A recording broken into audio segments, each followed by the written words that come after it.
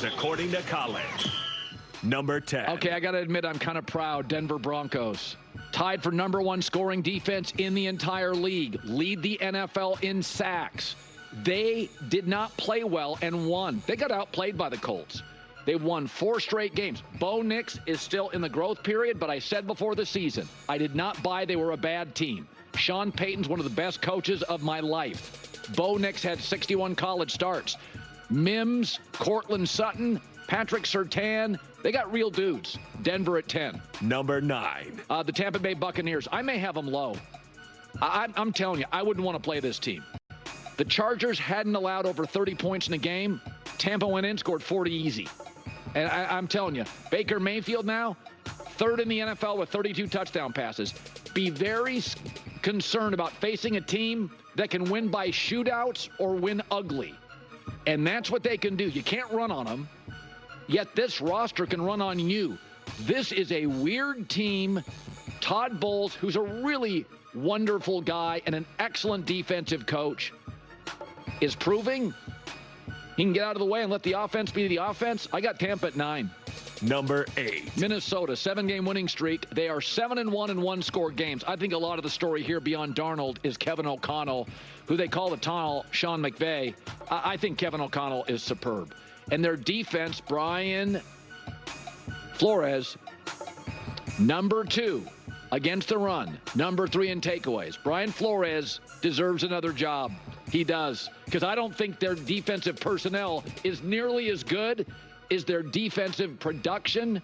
I think it's fine. The production is great.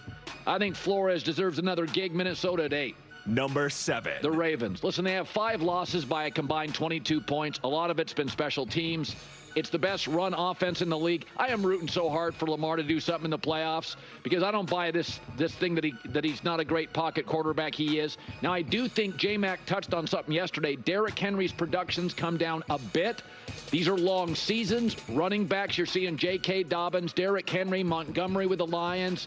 This is a rough sport. They're the last unprotected offensive player. I have the Ravens at 7. Number 6. I'm going to move Detroit down to 6, and I'm not sure they are 6. They've given up 79 points in 2 weeks, and it's not because the coaching's bad. They're running out of players. The defense has 1 takeaway in the last 4 games. Everybody moves the ball on them. They have 18 players on the IR. Again, they can only win now in shootouts. I think Green Bay this morning's the better team. And obviously, Detroit has beaten Green Bay, but I have the Lions at 6. Number 5. You do not want to play the Rams. They are now healthy. No turnovers, no sacks allowed in 2 games. This offensive line is winning games. 7-2 since the bye. Okay? And when Stafford's got a healthy Puka Nacua, 17 touchdowns, 4 picks. Kyron Williams, Stafford, Havenstein, Cooper Kupp, Puka Nacua, Sean McVay. You don't want to face them. They are hot and feeling it. Number 4. Buffalo. Listen, their defense is an issue. I know you're falling in love with Josh Allen. Folks, Detroit went up and down the field. The Rams went up and down the field. Their defense ranks 22nd. Now, they're 5th in takeaways, so they'll take the ball away. And I love Josh Allen, too. But he's had like 900 yards in 2 games, and they lost one of them. You're not winning in February with this defense. They got to get healthier. I think they're getting Rapp back. They're getting some of their back end back, but they are not good enough defensively. Number 3. The Packers. They're hot, they're healthy, and they are now a power run team. That game in Seattle, they turned the lights out on that thing after 2 drives. 8-2 since the start of October. Now, both losses were to the Lions because the Lions have a better team, but they don't today. I love Green Bay. When they hold opponents under 25, they're 9-1. And I think Matt LaFleur is on a short list of one of the most underrated coaches in the league. Remember when he was at Tennessee? His reputation was he likes to lead with the run. He had Derrick Henry. In Green Bay, this is his offense and his team. This is what Matt LaFleur knows. He is a run first. He's got a lot of Sean McVay and Shanahan. He likes the run game. Green Bay at 3. Number 2. Listen, Mahomes is banged up. This team is still 10-0 in games decided by a touchdown or less. They still have the best coach arguably ever. Mahomes probably sits this weekend against Houston, and then he'll be fine. I do worry about offensive tackle. They're not going to be great at it. Just keep your eye on this team. They're getting Hollywood Brown back. I think the best of Kansas City will be the version in about 10 days when Patrick Mahomes returns. Number 1. The most dysfunctional great team in sports, Philadelphia, a 10-game winning streak with their coach getting in fights with assistant coaches. I mean, everything they do screams bad organization, and yet all they do is win. They fire Super Bowl winning coaches. Philadelphia's wild. Is Nick Sirianni a good coach? Did you see that defensive line coach getting in his way? Would you do that with like Andy Reid? Would you do that with Sean Payton? I mean, like, Philadelphia breaks every rule in pro football. They fire winning coaches. They let go of Andy Reid. The coaches screaming at fans. Drama in the locker room. Players calling out the team on radio. And they win. And they're loaded. This roster is stacked. All right. This is the best top 10 I've seen all season. Not because I think it's accurate, because it's juicy, man. It is juicy. Packers above Bills, Kansas City 2, Eagles 1, Lions 6, Rams top 5, the Minnesota Vikings 8. I mean, like, oh my God. Oh my goodness. Good golly. Wow. I need a second, honestly. I really do. I'm like, oh, should I just pause this real fast and just kind of like think about it for a second? Because I'm like, what is happening? Yeah, this is why football's the best, man. Seriously. Because this is very thought-provoking. Because there's never any right or wrong answer. There's really not. Who's to say that the Vikings aren't the 8th best team? Who's to say that the Bills aren't, 4th instead of 3, 2, or 1? I mean, like, cause it's like, who really knows? It's all made up. It's made up numbers. This isn't ranking. This isn't, the standings. But this is fun. This is definitely fun. I'm trying to think of how I want to, tackle this, honestly. I'll just do it kind of team by team, I suppose. But I'll say off the top that I think that the Commanders should be tied for 10. I think I would put the Commanders and the Denver Broncos at 10. Two up-and-coming teams, great coaching staff, rebuilt culture, up-and-coming rookie quarterbacks. I think it's fair to put them at the bottom of the top 10 because I think at any moment those quarterbacks could really wow everyone. And so I think they're an incredibly dangerous team. I really do. But I understand that they're not this, going into the playoffs, you can't expect the Broncos to come away with the win. The Commanders, you can't expect them to win, especially because both those teams, they should technically be playing teams that are, again, technically better than them. So it'll be kind of interesting to see where they're at, but it kind of makes sense. And I'm very impressed with the Buccaneers and how feisty and aggressive the Bucs have been able to be. And Baker, I still question what they'll be able to do come time playoffs, especially when you're talking about some of these other stronger and deeper teams. But yeah, I do agree with Colin. Like, who's going to want to face the Bucs? They will definitely be a tough out come time playoffs.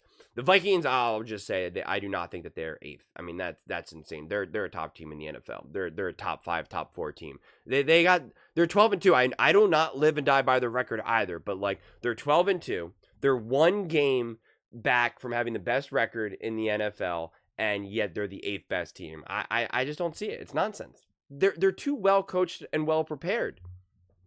I am picking the Vikings over the Lions right now because the Lions are so banged up. The Lions are so hard to tell because they're so banged up. I think the Lions are a top team in the NFL, but their injuries now are just all over the place.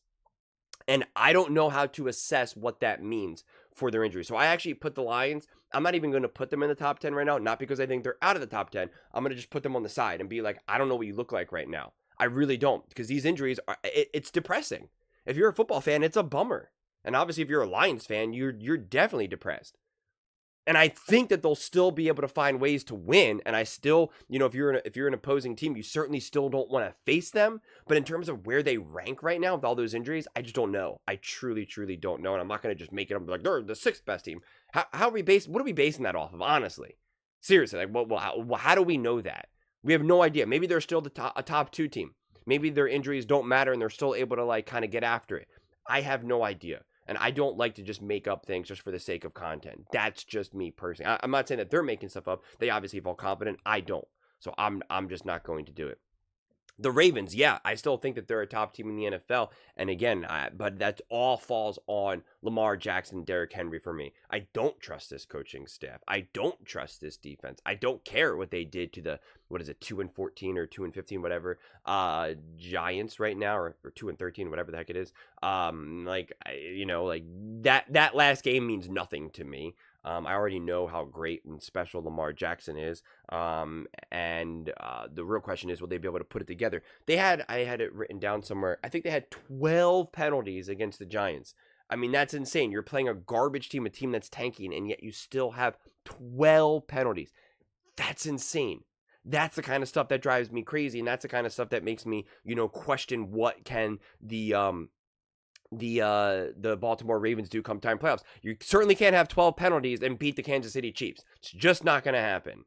And I am a firm believer in the Rams. I absolutely am. They are getting healthier. And, Matthew Stafford with Puka Nacua, Cooper Kupp, Sean McVay has always been my whole, guiding factor as to how good they can be. I think they're still not as strong as a team as the Eagles or the Bills. Or the Packers for that matter. And, head to head, at this point, I'm taking the Minnesota Vikings over the Rams, honestly. And yeah, I really am. But I think the Rams are in a great spot. And again, they're definitely another team that should give you tremendous amount of angst come time playoffs. The Bills, I mean, I'm not putting the Bills behind the Kansas City Chiefs or the Packers at this point. I'm just not. I understand that their defense isn't as great as you would want it to, although the defensive numbers are a little bit misleading. That Rams game, obviously the Rams balled out and played really well, but against the Lions, so much of that came when the game was already out of control, and it was just kind of like, soft coverage, prevent defense. So I'm just not going to look into that too much, but it is technically a thing. I think they're going to start to get healthier on defense, or at least they should, and I think that'll help out. And I understand that that's technically their weakness. I get that, but I'm just not putting them that low. When you got Josh Allen like that, it's like kind of put some respect on the name. The Green Bay Packers are obviously getting significantly better. They're starting to peak at the right time, and I'm a huge fan of Jordan Love and what the Packers can do. And again, I strongly believe they're a top team as well. The biggest thing that you're relying on with the Packers come time playoffs, again, if you're not a Packers fan and you're going up against the Packers, is for them to just make mistakes, is for them to kind of show their inexperience and their youth. That's how you're going to beat them. It's not going to be because of lack of talent, or even lack of execution for that matter. It'll just be, unless we want to argue that mistakes are part of execution, but it's not going to be lack of like game plan is what I mean to say. It's not going to be a lack of, are you prepared and ready for the moment? But this team is still young. And yet they can still obviously ball. Last year, they rolled the Cowboys, and they were pretty much, they had the 49ers on the ropes. They were ready to win that game and go to the NFC Championship game. So we know what they're capable of doing. It's just a matter of will they be able to do it. And again, they play in a cold environment like Lambeau. So like, even if they have to go on the road, it's like, that's easy for them. If they have to go to Philly, that's not intimidating to them. They get to play inside in a dome. Fantastic. Let's go. Bring it on.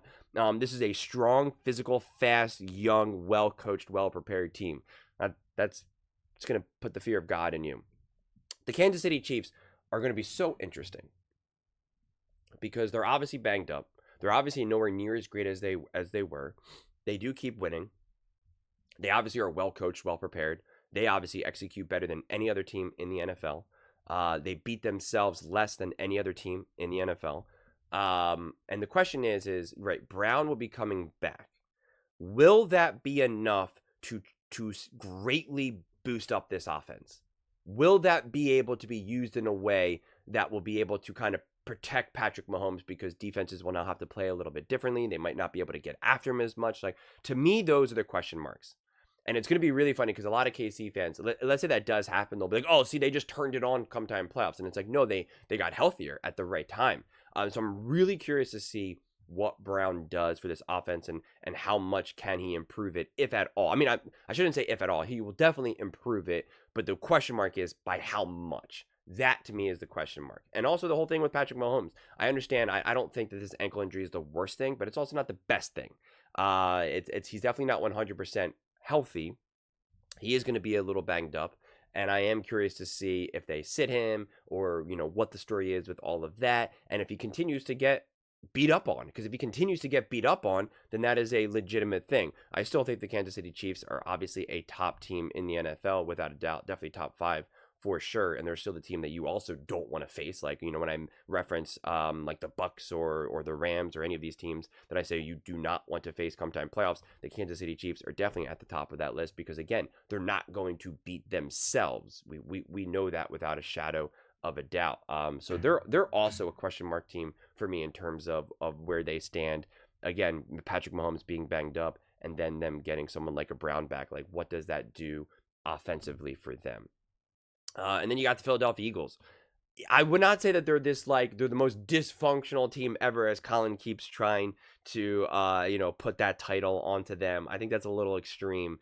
I understand why on the surface it can kind of feel like that. They're definitely louder than you would want them to be, but they are stacked. They do have an amazing roster. And when you listen to any of the other people who have especially have played, whether Hasselbeck, Sanchez, etc., they talk about some of these, issues that the Philadelphia Eagles may have, and they all just kind of say, but they're too good, it doesn't matter. Like, that's what it comes down to, is that they're just such a good team. And it is why the expectations are through the roof. They're through the roof for the Philadelphia Eagles. It is absolutely, if you win a Super Bowl, then obviously you have a parade. If you don't, then there'll be serious questions to answer. And I'm the person that always says you don't got to win a Super Bowl for a season to be successful. I'm always the one that says that, and a lot of times, really the objective is to get to the NFC or AFC championship game and play that game close, because you just can't expect to always get to the Super Bowl or always win a Super Bowl. But considering this roster and considering the fact that the Eagles were just in a Super Bowl in 22, to me, this really is no, getting to an NFC championship game is not enough. Getting to the Super Bowl is not enough. It's to win the Super Bowl. Before, I was thinking, what would be the only team that it would be okay to lose to in the Super Bowl and still not have it be oh my God, this is a disaster, we got to fire everyone? I would say maybe the Kansas City Chiefs, because it is indeed obviously the Kansas City Chiefs, a dynasty. You can only fault teams for losing to the Kansas City Chiefs so much. But then I was thinking, because if they lose to the Ravens, no. If they lose to the Broncos, no. If they lose to the Bills, you could make the argument that it would be okay if Josh Allen absolutely balls out and literally lets everyone know, I am the best quarterback in the NFL, right? And he wins the Super Bowl MVP and wins that. You could give the benefit of the doubt to that. So it seems like maybe those two teams you would be okay with. But which I know technically Lamar Jackson kind of has that energy as well, but I just don't think the Ravens are as good of a team necessarily. So I just think that if the Eagles lost, again, it's tough, because if the Eagles lost to any of those three teams come time, in a Super Bowl, the Ravens, the Chiefs, or the Bills, you would say that they're losing to all-time great quarterbacks. And it's when you look at who the Chiefs have been able to beat in the Super Bowl, Jimmy Garoppolo and Brock Purdy, clearly two quarterbacks that can't get much farther away from being considered all-time great quarterbacks. And so it's that would just be kind of oh man, the Eagles keep just getting the short end of the stick of every Super Bowl that they've been in is against literally all-time great quarterbacks. Tom Brady, Patrick Mahomes, and then again, maybe Patrick Mahomes again, Lamar Jackson, or Josh Allen. I mean, it's kind of insane when you really think about